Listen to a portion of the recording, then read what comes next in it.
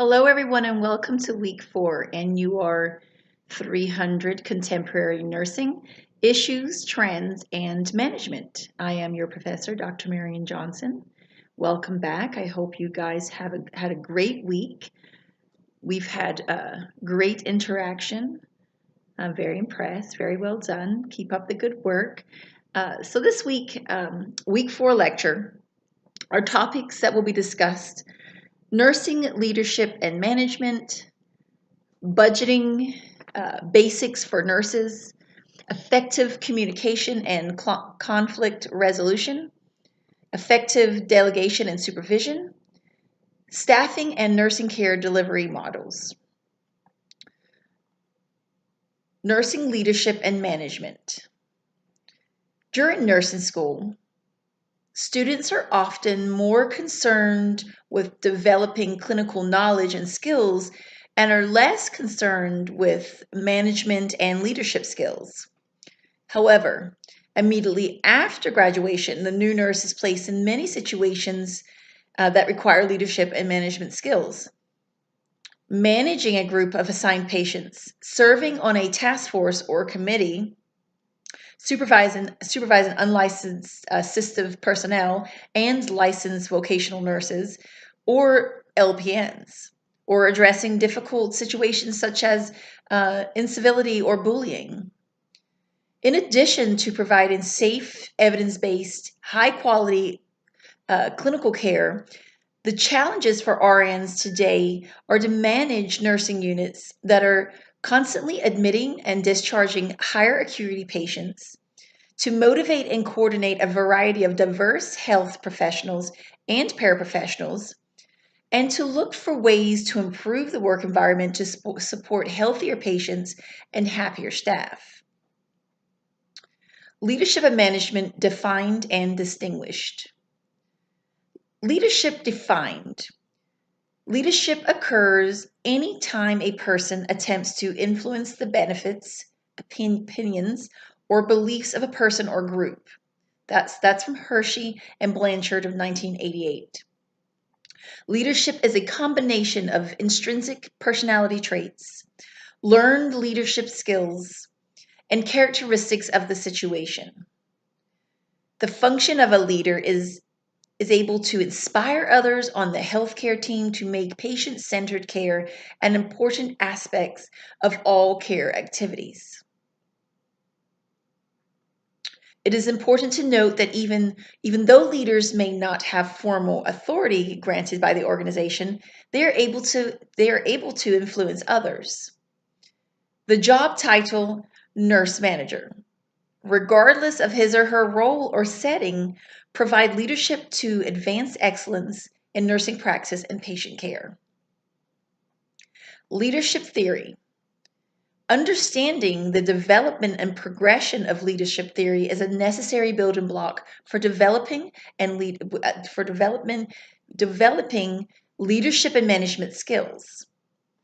Research began to study leadership in the early 1900s in an attempt to describe and understand the nature of leadership. The following sections review a few key leadership theories. Readers are encouraged to learn more about leadership and management theories, especially as they advance in their nursing career. Leadership trait theory. Early leadership theory centered on describing the quality of traits of leaders and has been commonly referred to as trait theory. Leadership trait theory was based on the assumption that leaders were born with certain leadership characteristics. Traits found to be associated with leadership include intelligence, alertness, dependability, energy, drive, enthusiasm, ambition, decisiveness, self-confidence, cooperativeness, and technical mastery. Although trait theories have been important in identifying qualities that distinguish today's leaders, these theories have neglected the interaction between other elements of the leadership situation. Trait theories also have failed to recognize that leadership traits can be learned and developed through experience. However, by keeping in mind these traits associated with effective leadership, the new nurse can identify areas in which he or she would improve and develop. Transformational leadership. In contemporary concept of leadership, Burns identified and defined transformational leadership. Burns contends that there are two types of leaders: the transactional leader, who is concerned with day-to-day operations, and the transformational leader, who is committed to organizational goals, has a vision, and is able to empower others with that vision. The transformational leader is able to guide employees to feel pride in the work of the organization and to inspire them to be actively engaged to achieve the mission and the goals of the organization.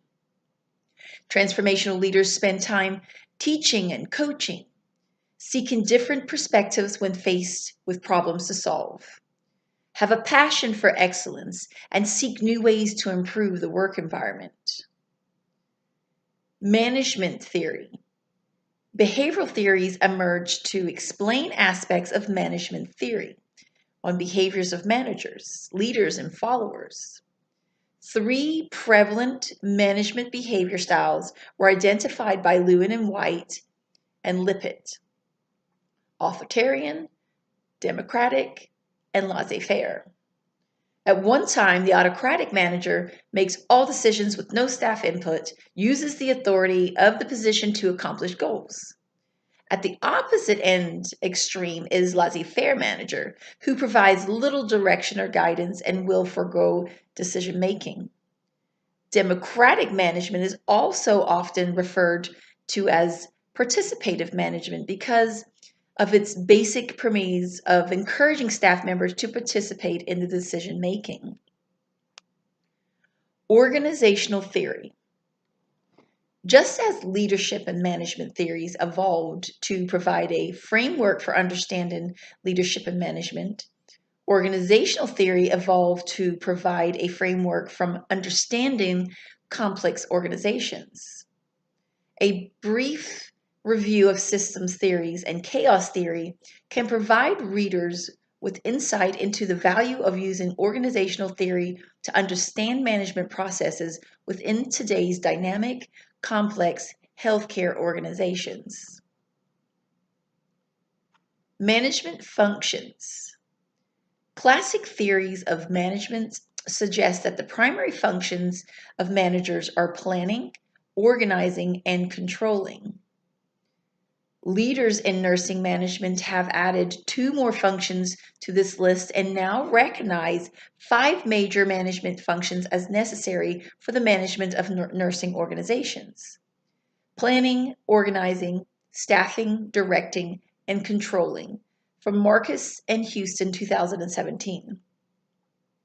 These management functions should be circular, with the manager always working towards improving quality, patient safety, and staff and customer satisfaction. Because understanding these 5 management functions is essential for success as a nurse, they are discussed in further detail. Organizing. Organizing is the second management function. At the organizational level, organizing is necessary to establish a formal structure that defines the line of authority, communication, and decision-making within an organization. The formal organizational structure helps establish the roles and responsibility of each level of management. The organizational chart provides a visual picture of the organization and identifies lines of communication and authority. All nurses should be familiar with the organizational chart of their employing institution. Organizing also involves developing policies and procedures to help outline how work will be done and establishing position qualifications and job descriptions to define who will do the work. Staffing. Staffing is the third management function. The provisions of Healthcare is labor intensive, with a workforce that is made up of people with a variety of educational and skill levels. For example, professional nurses, physicians, pharmacists, social workers, therapists, dietitians, LPNs, LVNs, unlicensed assistive personnel. Hiring and managing staff to accomplish the work of the institution are important functions for all levels of managers. Directing. Directing is the fourth management function. After managers have planned what to do, organized how to do it, and staff positions to do the work, they must direct personnel and activities to accomplish goals.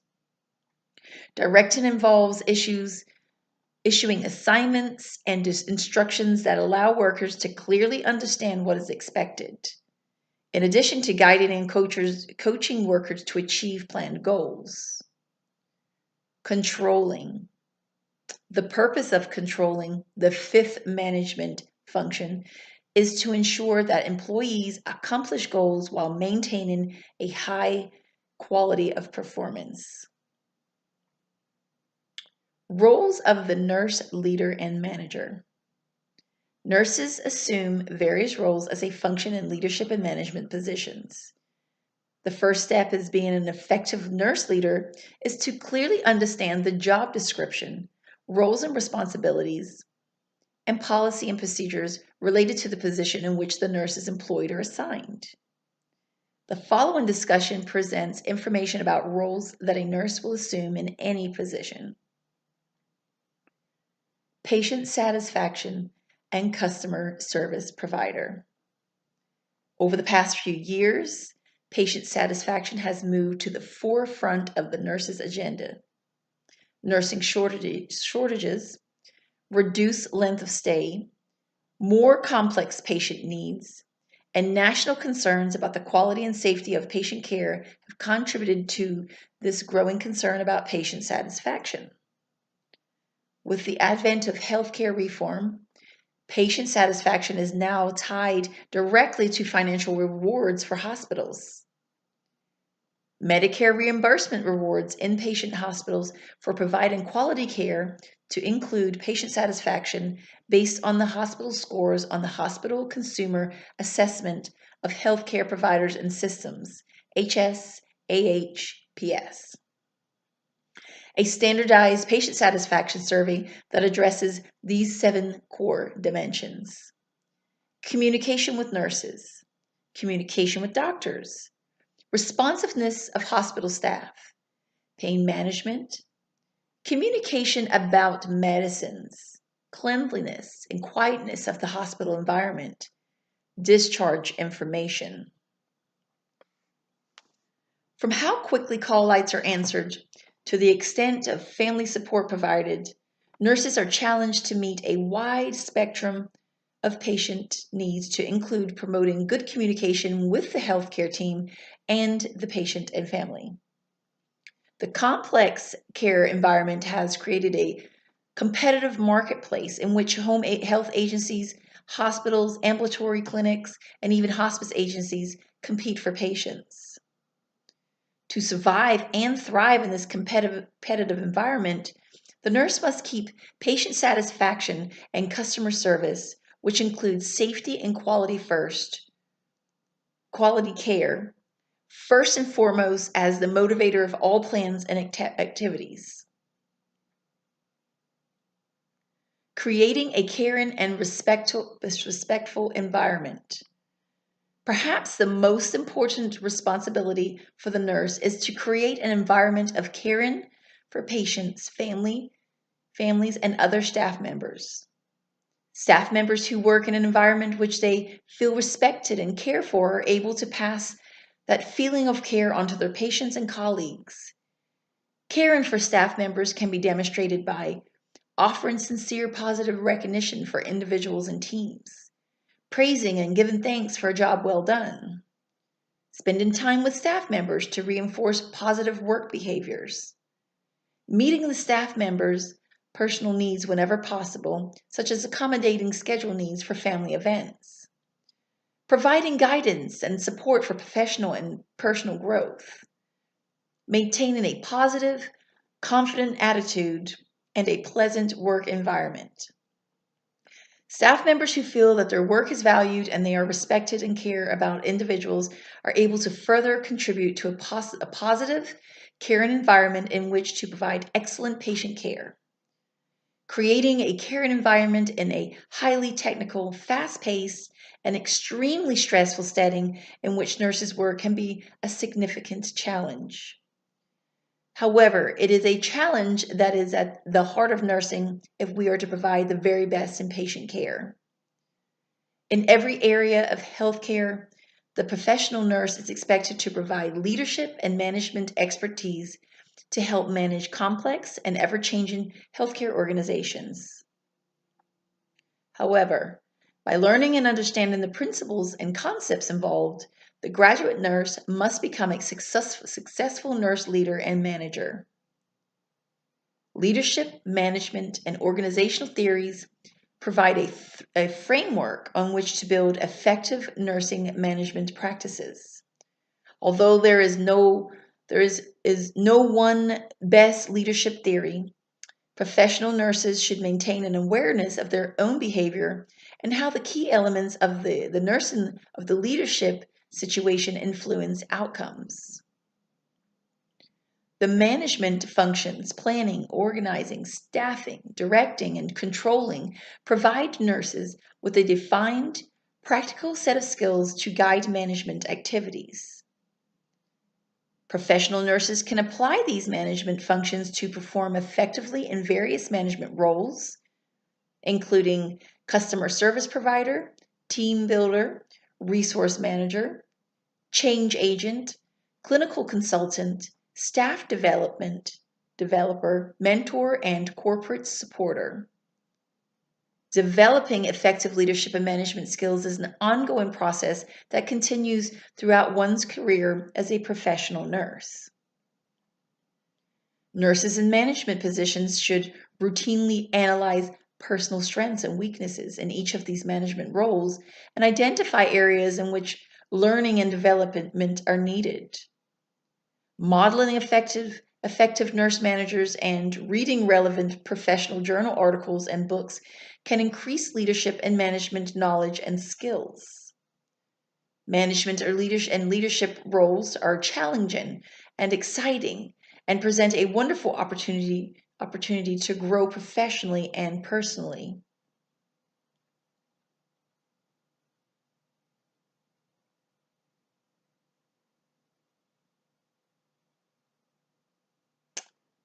Budgeting basics for nurses.